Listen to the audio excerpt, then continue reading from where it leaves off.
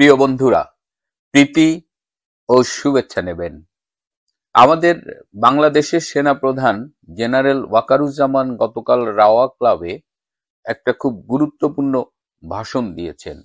2009 সালের 25শে ফেব্রুয়ারি ঢাকার পিলখানায় যে বিডিআর বিদ্রোহ এবং হত্যাকাণ্ড সংঘটিত হয়েছিল, সেই প্রেক্ষিতে এবছরের 25শে ফেব্রুয়ারি তিনি কাল এই ভাষণটি দেন এবং এই ভাষণটি অনেককেই খুব বিস্মিত করেছে।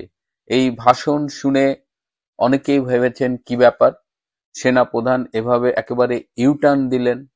আবার কেউ কেউ বলছেন যে এটি সেনাপ্রধানের ভাষণ না, এটা এআই দিয়ে আর্টিফিশিয়ালি জেনারেট করা হয়েছে।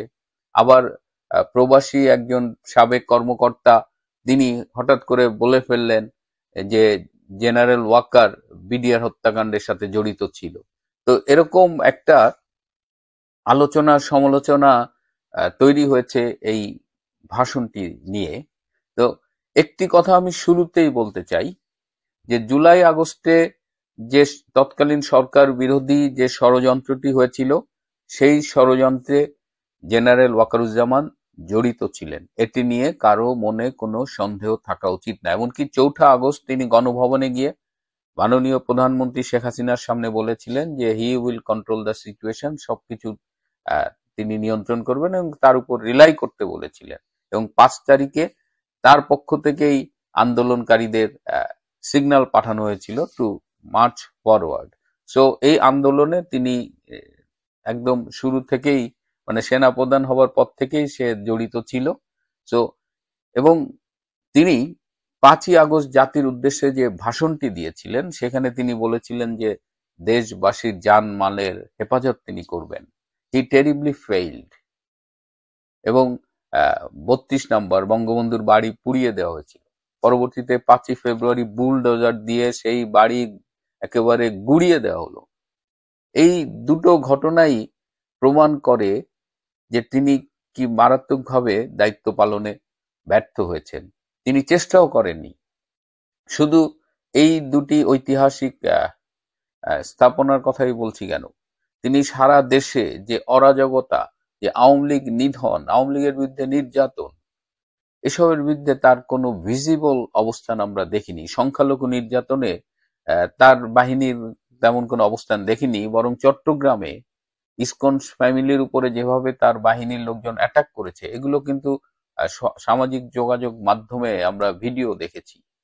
সুতরাং তিনি গতকাল যে বক্তৃতাটি দিয়েছেন, সেই বক্তৃতার একটি অংশ খুব গুরুত্বপূর্ণ। আমি শুরুতে ওইটি বলবো যে তিনি বিডিআর এর বিদ্রোহ এবং হত্যাকাণ্ড সম্পর্কে খুব স্পষ্ট করে বলেছেন যে এই হত্যাকাণ্ডগুলো, এই যে 57 জন সেনাবাহিনীর অফিসারকে হত্যা করা হয়েছিল, এই কিলিং গুলো বিডিআর করেছিল এবং এখানে কোনো সন্দেহ নেই। এখানে যে অল্টারনেট হাইপোথিসিস গুলো আনা হচ্ছে, ভারত থেকে বাহিনী আসছিল, অনেক উদ্ভট গাজাগুরি কথা, এটা তিনি নাকচ করে দিয়েছেন এবং দ্যাট ওয়াজ দ্য রিয়েলিটি। এবং ওই দিন 46 ব্রিগেডিয়ার জেনারেল হাকিম এবং সেই সময় এই জেনারেল ওয়াকার ছিলেন লেফটেন্যান্ট কর্নেল ওয়াকার, এদের নেতৃত্বে 40 জনের একটা সেনাবাহিনীর দল গিয়েছিল এই পিলখানায়।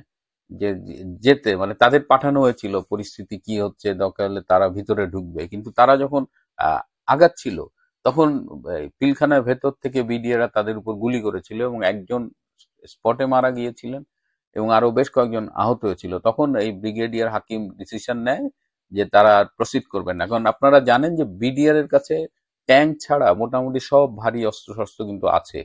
হ্যাঁ, যে অস্ত্রের মুখে ওই 40 জন সেনাবাহিনী দাঁড়াতে পারতেন না।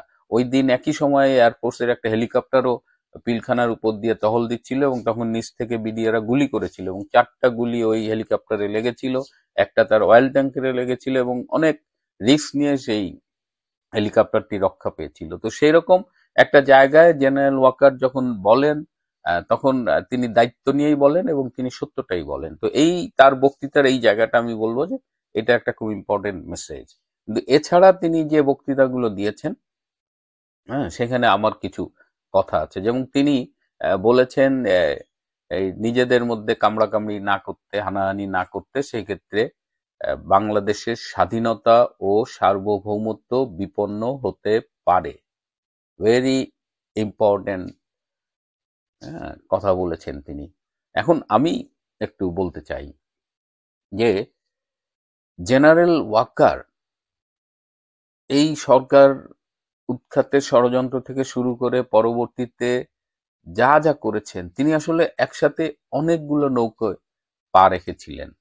তিনি একদিকে আমাদের আশ্বস্ত করতে চেয়েছেন যে দেশের আইন শৃঙ্খলা পরিস্থিতি মেনটেন করবেন, তিনি আসলে সেটা করেননি এবং সেটা ইচ্ছে করেই করেননি। আজকে তিনি দায় এড়ানোর চেষ্টা করছেন, বলছেন যে যার সৈন্য সংখ্যা মাত্র 30,000 মানে ডিউটিতে থাকে। এটা এটা গ্রহণযোগ্য কোনো কথা নয়। বরং তিনি একসাথে অনেক নৌকোয় পা দিতে গিয়ে যেটা হয়েছে, যে আপনারা জানেন যে একসাথে অনেক নৌকোয় পা দিলে শরীরের একটা বিশেষ অঙ্গে টান পড়ে। তো ওনার সেই অবস্থা তৈরি হয়েছে। উনি নানামুখী গেম খেলতে গিয়ে অনেকটা পেঁচায় ফেলছেন, এবং এই পেঁচায় ফেলতে গিয়ে দেশের অবস্থা 12টা বাজছে। দেশের ল অ্যান্ড অর্ডার সিচুয়েশন খুব খারাপ। মানুষজন রাতে বেরোতে ভয় পায়। ছিনতাই, ডাকাতি, রাহাজানি, রেপ, এমন এমন ঘটনা ঘটছে বাংলাদেশে যেটা আমরা স্বাধীনতার 53 বছরে চিন্তাই করতে পারিনি। তো এরকম একটা নাজুক অবস্থায় আজকে তিনি বক্তৃতা এমন ভাবে কথা বলছেন যে তিনি কোনো দায়ী নিচ্ছেন না, মোটামুটি দায় মুক্তি টাইপের কথাবার্তা, কিন্তু সব দায় আমি তাকেই দেব। আজকে বাংলাদেশের যে এই অবস্থা, তার মধ্যে অন্যতম দায় এই জেনারেল ওয়াকারের। এবং বর্তমান প্রেক্ষিতে, বর্তমান বাস্তবতায় জেনারেল ওয়াকার জানেন তাকে কি করতে হবে। তাকে কিন্তু জানুয়ারি মাসে বলে দেওয়া হয়েছে আমাদের একটি সুপার পাওয়ার যারা বাংলাদেশের ব্যাপারে অনেক প্রভাব রাখে, তারা কিন্তু একদম ক্যান্টনমেন্টে গিয়ে তার সাথে মিটিং করে বলে দিয়েছে কি করতে হবে। এরপরে আরো একটা সুপার পাওয়ারের ঢাকাস্থ রাষ্ট্রদূতের একজন প্রতিনিধি তার সাথে দেখা করে বলেছেন যে ইনস্ট্রাকশন আসছে, গেট রেডি। সুতরাং কি করতে হবে এটা তিনি জানেন। এখন তিনি সেটা করবেন কি করবেন না। তিনি যদি তার দায়িত্ব পালনে ব্যর্থ হয়, তাহলেই বাংলাদেশের স্বাধীনতা এবং সার্বভৌমত্ব বিপন্ন হবে। কে কোথায় কামড়াকামড়ি করছে, মারামারি করছে, ঐক্যবদ্ধ হচ্ছে কি হচ্ছে না, দ্যাট ডাজেন্ট ম্যাটার। এখন বাংলাদেশের এই মুহূর্তের ফেট অনেকখানি জেনারেল ওয়াকার কি করছেন তার উপর নির্ভর করছে। এখন ডক্টর ওয়াকারের আসলে এই মুহূর্তে কি করণীয়? জেনারেল ওয়াকার এই মুহূর্তে যেটি করবেন, যে তাকে বলে দেওয়া হয়েছে যে ডক্টর ইউনূসকে তার দায়িত্ব থেকে সরিয়ে দিতে হবে। কিভাবে সরাতে হবে? প্রথমে তাকে রিকোয়েস্ট করতে হবে টু রিজাইন। সে যদি রিজাইন না করে তাহলে তাকে সরিয়ে দিতে হবে, প্রয়োজনে তাকে গ্রেপ্তার করতে হবে। তো এই দায়িত্বটা কে পালন করবে? এই দায়িত্বটা পালন করতে হবে জেনারেল ওয়াকারকেই। জেনারেল ওয়াকার ডক্টর ইউনূসকে সরিয়ে যেটি করবেন, যে একটি কেয়ারটেকার গভর্নমেন্ট ফর্ম করার ব্যাপারে হেল্প করবেন। যেহেতু তিনি নিজে বারবার বলেছেন, ঘনিষ্ঠ জনের সাথে আলোচনায়ও বলেছেন যে তিনি ক্ষমতা গ্রহণে আসলে আগ্রহী না। সেই ক্ষেত্রে আর্মি ব্যাকড একটা কেয়ারটেকার গভর্নমেন্ট, যেটা সবাই বলছে, তো সেইটা তিনি ফর্ম করার ব্যাপারে হেল্প করবেন, উদ্যোগ নেবেন এবং বেসিক্যালি ফর্ম করাবেন। এইখানে হাইকোর্ট কিন্তু আপনারা দেখেন যে 9 ফেব্রুয়ারি তাদের এই রিভিউ পিটিশনের ব্যাপারে মতামত দেওয়ার কথা ছিল। তারপরে বললেন 2 সপ্তাহ পিছাচ্ছে, এটা 3 সপ্তাহ হয়ে গেছে। এটা কিন্তু হাইকোর্ট আদৌ কি রিভিউ পিটিশনের ব্যাপারে কোনো মতামত দেবেন কিনা সেটা নিয়ে কিন্তু সন্দেহ দেখা দিচ্ছে। এবং আমি আগে একটা এপিসোডে বলেছিলাম যে আসিফ নজরুল এটা নিয়ে কিন্তু গুটি চালতেছে, এবং সে প্রধান বিচারপতির বাড়িতে মাঝে মধ্যে গিয়ে সে নানান বিষয়ে সে ইনফ্লুয়েন্স করার চেষ্টা করে। তো এখন একটা কেয়ারটেকার গভর্নমেন্ট হবে, এবং যে কথাটা সেনা প্রধান গতকাল তার বক্তব্যে বলেছেন যে একটি free, fair and inclusive election করতে হবে। তো সেই ফ্রি, ফেয়ার অ্যান্ড ইনক্লুসিভ ইলেকশনটা কে করবে?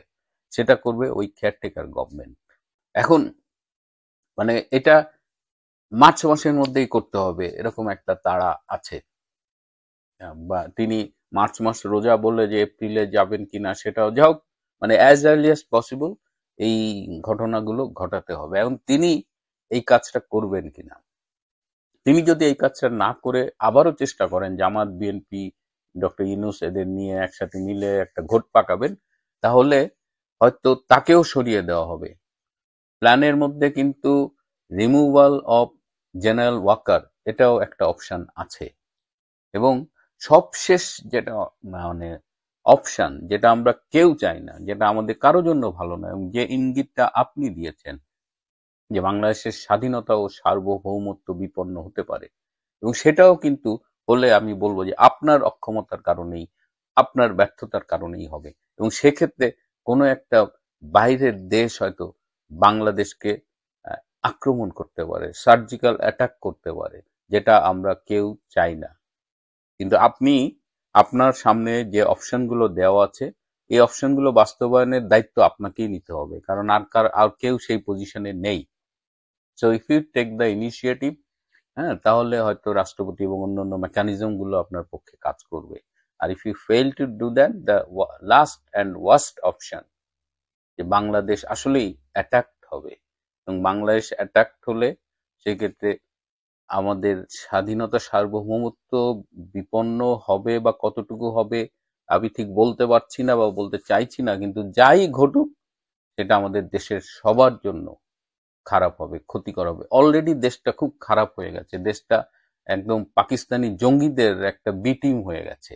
এবং এই যে বি টিমে পরিণত হয়েছে, আমাদের ইকোনমিক ডেভেলপমেন্ট থমকে গেছে, এই যে টোটাল একটা মেস, এই মেসের দায় দায়িত্ব আপনাকে কিন্তু নিতে হবে জেনারেল ওয়াকার। একমাত্র আপনার সামনে যে পথটা খোলা আছে, যে আপনার সব কর্মকাণ্ড অতীতকে পাশ সরিয়ে আপনি যদি এখন একটা কেয়ারটেকার গভর্নমেন্ট করে একটা ফ্রি ফেয়ার ইনক্লুসিভ ইলেকশনের ব্যাপারে জড়িত থাকেন, উদ্যোগ নেন, তাহলে আপনার ভূমিকা হয়তো পুনর্মূল্যায়ন হবে। এবং অনেকেই বলছেন যে আপনার মধ্যে একটা ভীতি কাজ করছে, যে অলরেডি আপনি যে অপকর্মগুলো করে ফেলেছেন, তাতে আপনার ভবিষ্যতে আপনার বিরুদ্ধে কি ব্যবস্থা নেওয়া হতে পারে, যদি কোনো সরকার আসে তাহলে কি হবে। তো আপনি যদি বাংলাদেশের বর্তমান অবস্থা থেকে উত্তরণে একটা পজিটিভ ভূমিকা রাখেন, আমার মনে হয় সেক্ষেত্রে আপনি হয়তো একটা নেগোসিয়েশনের সুযোগ পাবেন, যে আপনাকে হয়তো একটা সেফ এক্সিট দেওয়া হবে। হ্যাঁ, এই যে এত কিছু ঘটছে, এটা ঘটছে, এটার কারণ হলো যে আমেরিকায় ডোনাল্ড ট্রাম্প যদি ইলেক্টেড না হতেন, তাহলে হয়তো আপনারা আরো কিছুদিন আরামে বাংলাদেশে যা ইচ্ছা তাই করতে পারতেন। কিন্তু আপনাদের কপাল খারাপ, বাংলাদেশের মানুষের আলটিমেটলি সৌভাগ্য যে ওদিকে ট্রাম্প ইলেক্টেড হতে এই বাইডেনের যে ডিপ স্টেট এবং ষড়যন্ত্র সেগুলো আপাতত বন্ধ হয়ে গেছে। সুতরাং দেশবাসী আপনার দিকে তাকিয়ে আছে, আপনি একটি ঐতিহাসিক ভূমিকা রাখতে পারেন, আমরা সেটা আপনার কাছে আশা করব, এই প্রত্যাশা জানাচ্ছি। এবং আপনি যে একটা অনুরোধ করেছেন যে বাংলাদেশ সেনাবাহিনী এবং অন্যান্য বাহিনীদের নিয়ে আমরা কেউ যেন কোনো কটু কথা না বলি, সেনা প্রধানকে যেন আমরা অযাচিতভাবে সমালোচনা না করি, অসম্মান না করি, আপনার এই অনুরোধটি তখনই যথাযথ হবে যখন সেনাবাহিনী এবং সেনা প্রধান হিসেবে আপনারা এই রেসপেক্টটা ডিজার্ভ করবেন। আমরা আসলেই চাই না সেনাবাহিনী অপমানিত হোক, সেনাবাহিনী অসম্মানিত হোক, বা সেনাবাহিনীকে নিয়ে কেউ দুটো কটু কথা বলুক। আমি নিজে তো আরোই চাই না, আমি আগেও বারবার বলেছি যে সামান্য হলেও আমি ক্যাডেট কলেজের ছেলে হিসেবে আমি সেনাবাহিনীর বা আর্ম ফোর্সেসের যে লার্জার ফ্যামিলি, তার একজন সামান্য সদস্য হিসেবেই নিজেকে সবসময় মনে করি, এবং এই মনে করার মধ্যে আমার একটা ভালো লাগা কাজ করে। তো জেনারেল ওয়াকার, ইতিহাস আপনাকে এমন একটা জায়গায় দাঁড় করিয়ে দিয়েছে এই মুহূর্তে, যে আপনি চাইলেই আপনার অতীতের অনেক কিছু পাশ কাটিয়ে দেশ ও জাতির জন্য একটি উজ্জ্বল ভূমিকা রাখতে পারেন, এবং সেই প্রত্যাশা আপনার কাছে আমাদের রইল। প্রিয় বন্ধুরা, আজ এ পর্যন্তই। ভালো থাকবেন, সুস্থ থাকবেন।